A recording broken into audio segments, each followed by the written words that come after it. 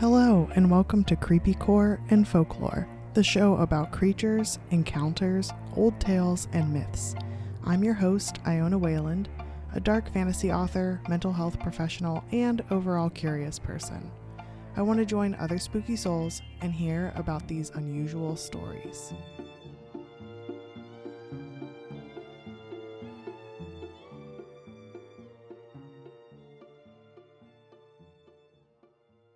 Hello, spooky soul, and welcome back to Creepycore and Folklore, episode 72. Very exciting. At time of my recording, I just took off October, and I know it's December now by the time this will come out, by the time you're listening to it, but I took off October. It was a totally necessary break, but I also realized that helped me work on my book a lot.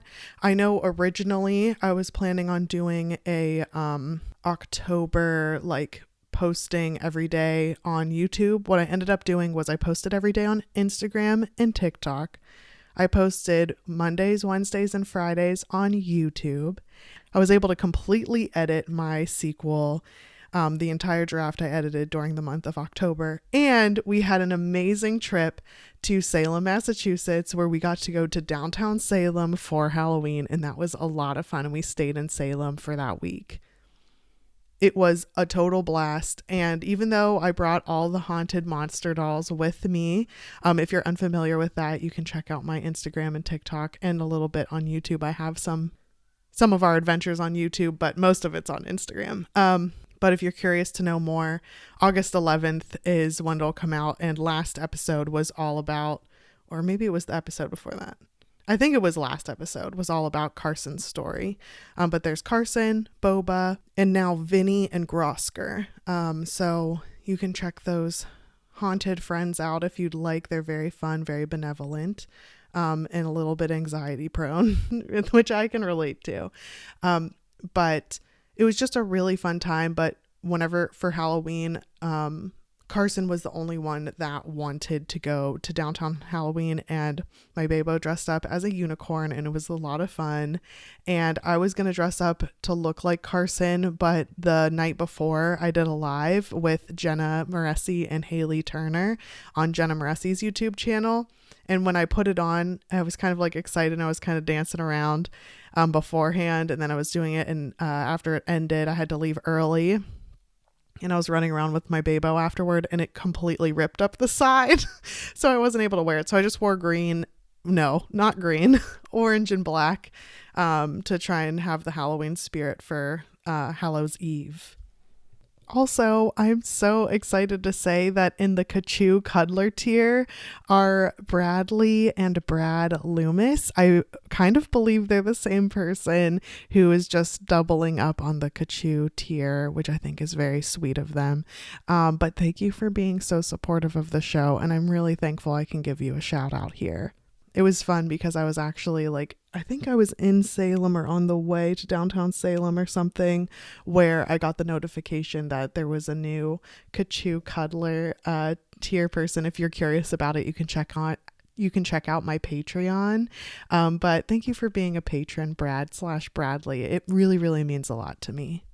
Also, I was really surprised how well the merch did. It sold really quickly, and it's print on demand, so it's not like it's sold out or anything. So if you're interested in a spooky soul type of merch or creepycore and folklore type merch, you can check out the 3 original designs. They're really fun. One's a very caffeinated skeleton that's double fisting coffee, but if you're more of a hot chocolate person, since I know we've entered December now, then I think you might like that one. You can kind of imagine that it's any kind of hot drink. Then we've got 2 spooky souls hanging out together in a cornfield, and then we have a floating depiction of Kachu just chilling out like he does, and almost like he looks like he's being held like a baby, and he has his snaggletooth and all. So if you want to check that out, you can check out the link that I'll have included in the show notes so that you can get yourself a little something. And of course, the whole reason why I'm going to make these a little bit shorter. There's been a lot of family stuff going on. Nothing like, well, there's a little bit of a sad part in my extended in-law family. Someone passed away, and right now, when I'm recording this in mid-November, we're kind of preparing for that funeral, and which is sad, and a lot of the family is grieving a bit too much, so they've asked me to speak, which kind of makes me a bit nervous, but I'm also kind of honored to be asked at the same time. But because of that going on, I want to work on my sequel, but I don't want to lower the frequency of these episodes to like every other week. I like having a weekly show, and this is a lot of self-care for me to research these Creepycore topics and explore the folklore. So I think I'll just keep these brief, and everyone's been so kind about things being brief. And also I got a lot of feedback on how much a bunch of spooky souls really liked me reading the public domain stories, like short stories. So I might throw one or two of those in there at some point too, if need be. But I just like appreciate everyone who submitted a story for me to read, and also like just like everyone's so encouraging and supportive and so kind, so I really appreciate it. I have a feeling in my gut that once winter passes, we get closer to spring, that maybe life will slow down a little bit. But with at least in the US, there's Thanksgiving, and there's Christmas and stuff like that coming up, and all the winter celebrations. I feel like this is like a very busy time, and not totally with like my plans in particular that it's busy.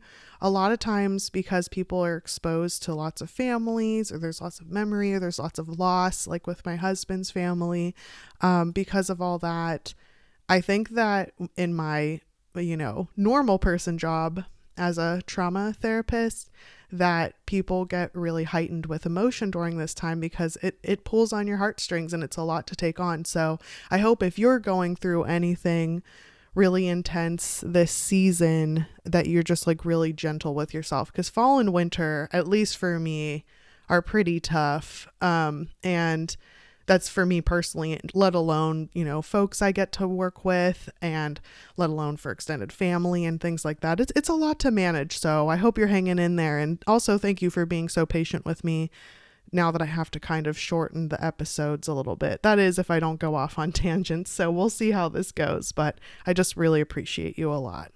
But as of my recording of this, I'm going to get a little serious real quick. There's a lot of really terrible things going on in the Gaza Strip.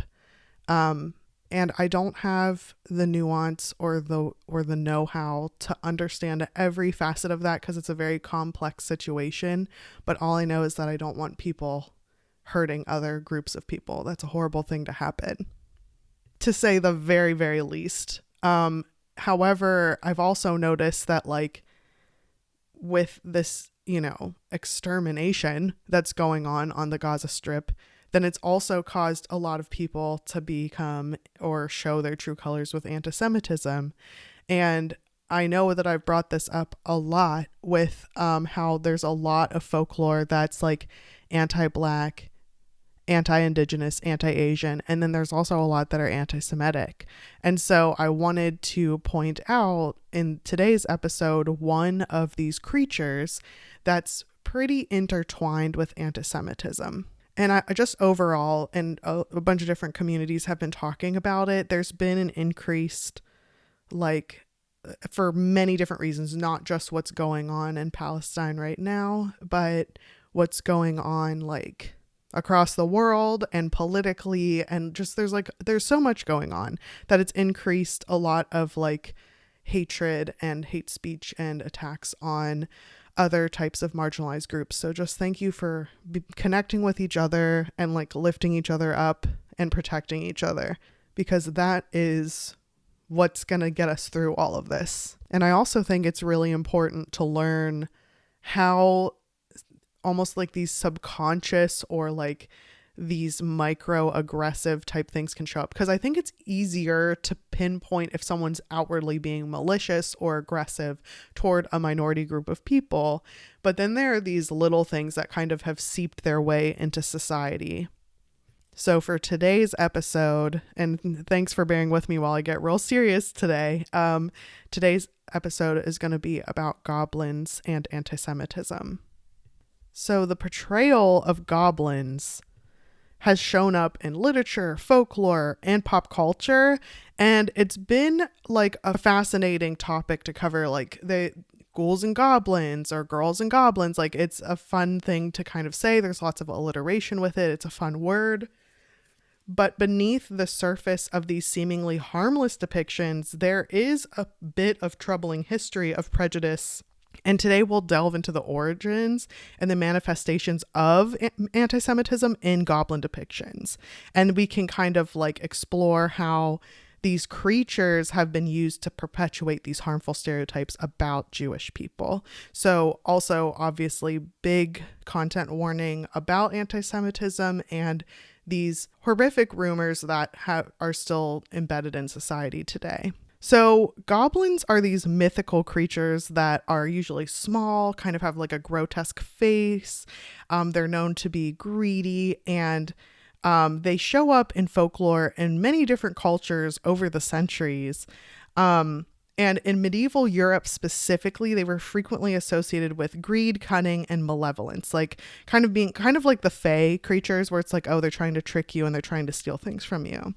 And so during times of economic hardship and social unrest, these traits that were a part of the goblin were then projected onto marginalized communities, including the Jewish people, not just the Jewish people, but including the Jewish people. And that exacerbated the existing prejudice that was already there. And I know you probably already know about this, because in the Changeling episode, we talked about the same thing when it comes to disability and neurodivergencies. That's how that happened too. It's like the Changeling stories were there, but then the aspect of the changelings, for example, were pushed onto people who are disabled and pushed onto people who are neurodivergent. And just as a quick review, neurodivergent includes a lot of different things. It's an umbrella term for autism, ADHD, which is me, OCD, dyslexia, dyspraxia, dyscalculia, Tourette's, and other tic disorders. There's a bunch more, but those are the ones I can remember off the top of my head. There's also this really, really well done article that was just done this year in February 23rd of 2023. I'll make sure I include that below. This person, Evelyn Frick, which cool last name. I love it. This article called The Anti-Semitic History of Goblins goes way deeper into their like point of view and like where different things come from. And they bring up how there's a lot of goblins in the current world that are depicted specifically through Harry Potter, which I'm not trying to offend you if you're a Potterhead, but I don't have to tell you about J.K. Rowling and how disappointing she's been. She's such a layered person with a lot of, I didn't realize how much hate she had for different groups of people, but some are conscious, like the anti-trans stuff she talks about, and some are unconscious, like the anti-Semitic perpetuation of these harmful stereotypes.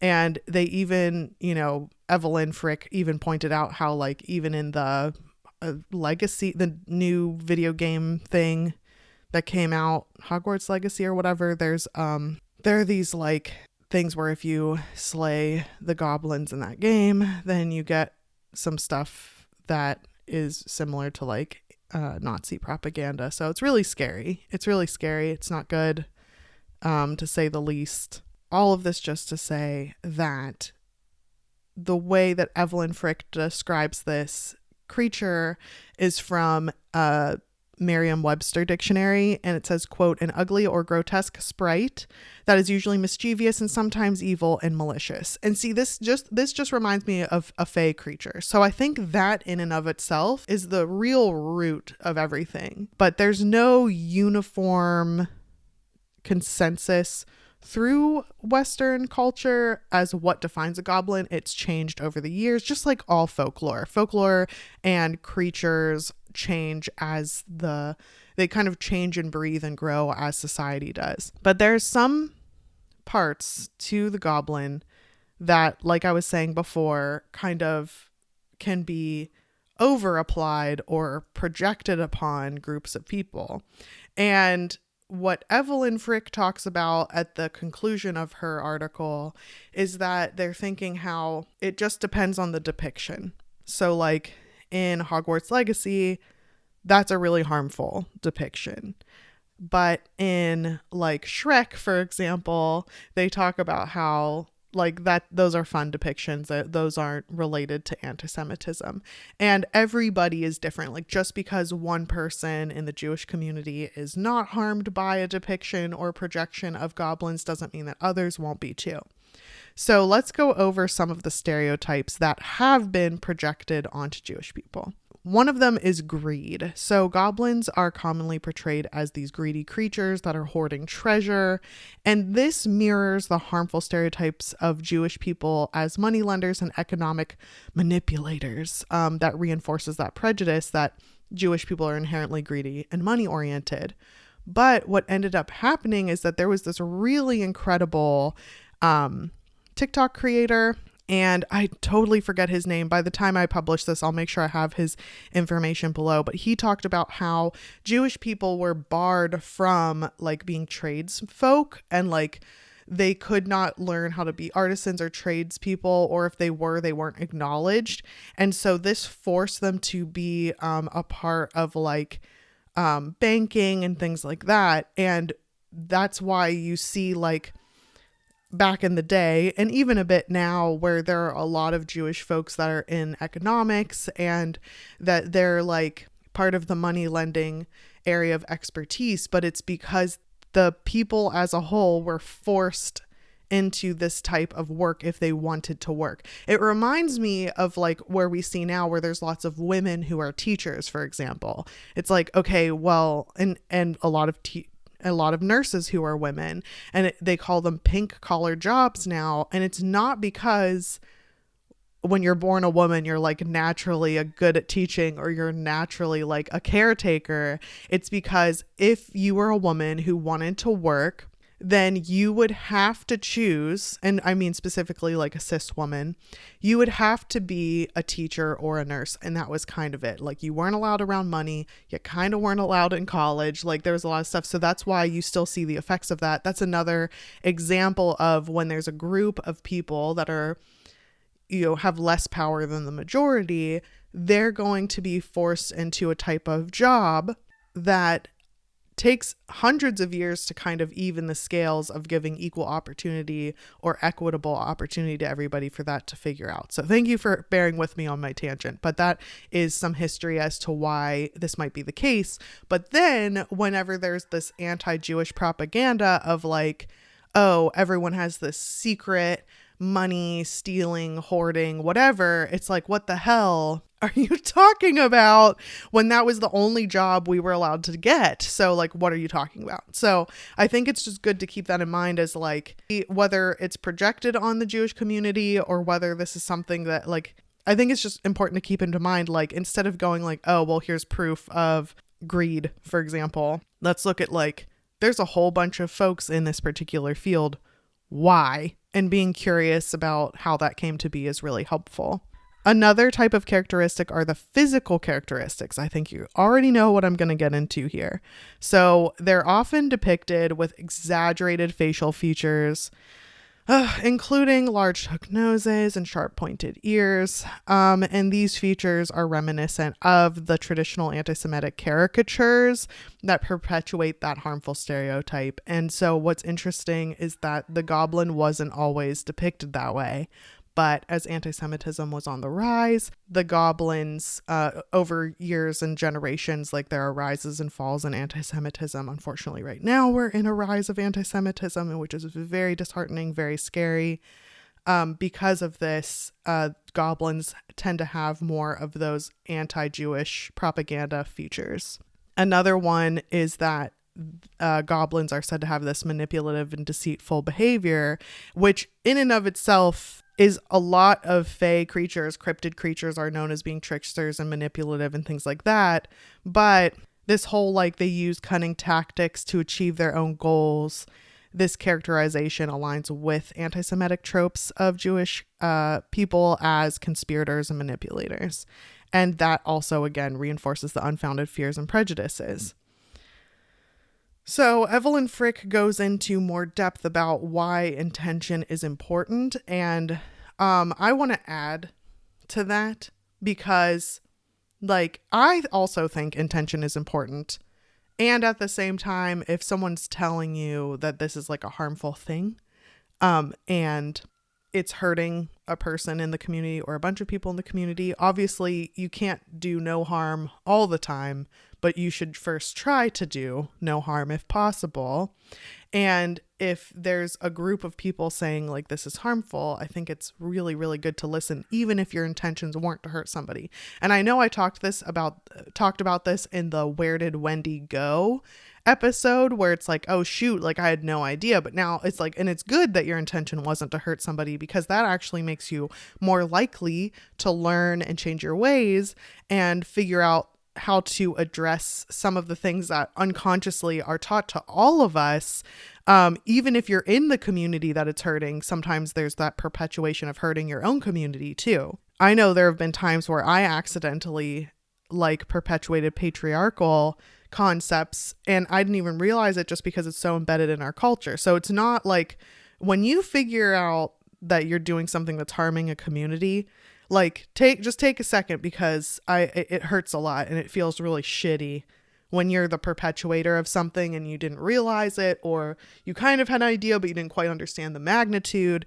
And so figuring out how to best move forward from that is, I think that makes you a really good person, because it's really easy to just be like, oh, everyone's so sensitive. But I think it's good to be like, you know what, that sucks. I feel really guilty and bad. And this is going to propel me into unlearning certain things. I think that's like shows huge growth in somebody. But it's good to know that like any kind of hatred manifests itself throughout history and beliefs, prejudices, all these forms of like literature, art, propaganda, and media. And knowing and not turning a blind eye that these prejudices persist today. So for instance, like in medieval folklore and literature, there are medieval texts and folklore that are often associated with goblins with negative traits that reflected the societal prejudices of the time. In Nazi propaganda and anti-Jewish caricatures, there's a lot of Nazi propaganda extensively using dehumanizing imagery of Jewish people. And that's where the stereotypes of goblins shifted and their faces shifted to reflect this anti-Jewish propaganda. And you can see these in the Holocaust and the visual arts, Lessons from the Holocaust by Yehudi Shandar. And I think that's a really good one to look at, just to see visually, like if you're a visual learner, like where they morphed and changed to perpetuate stereotypes at the time. And even, I brought it up a little bit before, but contemporary media and popular culture, there are modern movies, books, video games, and all these things that depict goblins in a way that reinforce anti-Semitic stereotypes and perpetuate those harmful beliefs. And they don't need to, like they don't need to do that. There are ways to make sure that the faces look a certain way, or make sure that like, yes, you can have like a greedy character, but maybe don't make them a banker, you know? So all of that just to say that studying and looking at the anti-Semitism that shows up in goblin depictions does reveal a troubling continuity of prejudice across centuries. But then when we understand the historical context and recognize these harmful stereotypes that are embedded in these portrayals, we all as a collective can work towards dismantling these biases, because awareness and education, I think, this is a personal opinion. I don't know if there's studies that show this. I'm fairly hopeful that there are, but I think that when we have awareness, it's almost like for me, when I learn something new, it's like the veil is lifted. I can't unsee it anymore. I just can't. Like it's it's there. It's kind of like someone telling you, I know I use this example a lot whenever I talk about writing, and someone telling me like, oh, for instance, there was a critique partner once a couple years ago that was like, oh, you use a lot of gerunds. And this is a total side note tangent, but gerunds are things that end in ing. So like reading, running, laughing, those are all gerunds. And after he told me that, I couldn't unsee how often I use gerunds. And so I was able to go through and fix it. And it is embarrassing, not so much with the gerund thing, but like, let's say, you know, like I was talking about before, you realize that you're perpetuating something that you're like, oh shit, I don't want to perpetuate that. It is like, it feels like someone told you very kindly that your zipper's been down, and it's like, oh shit, how long has that been down? But now I can't unsee it. Like I need to fix the zipper. And that's how I feel. It's like that little bit of embarrassment, but it's a good kind of embarrassment that lets you know the magnitude of what's going on, but also helps you fix it. I think with that education and awareness, it makes society as a whole a lot more intelligent and intentional and wonderful place to be, because we're all collectively unlearning these, like breaking these cycles that have gone on for clearly a long ass time. I love how it's like, instead of saying for centuries, I'm like, it's a long ass time. And that way we can be critical and analyze media and take these steps to combating anti-Semitism and promoting a more inclusive and empathetic world as a whole. So thank you for listening to these updates, and thank you for bearing with me while I talk about some really difficult topics. I didn't get to go into the nitty gritty because I know it's way more nuanced than that, but I wanted to throw that out there as something to look out for and something to be mindful of and aware of.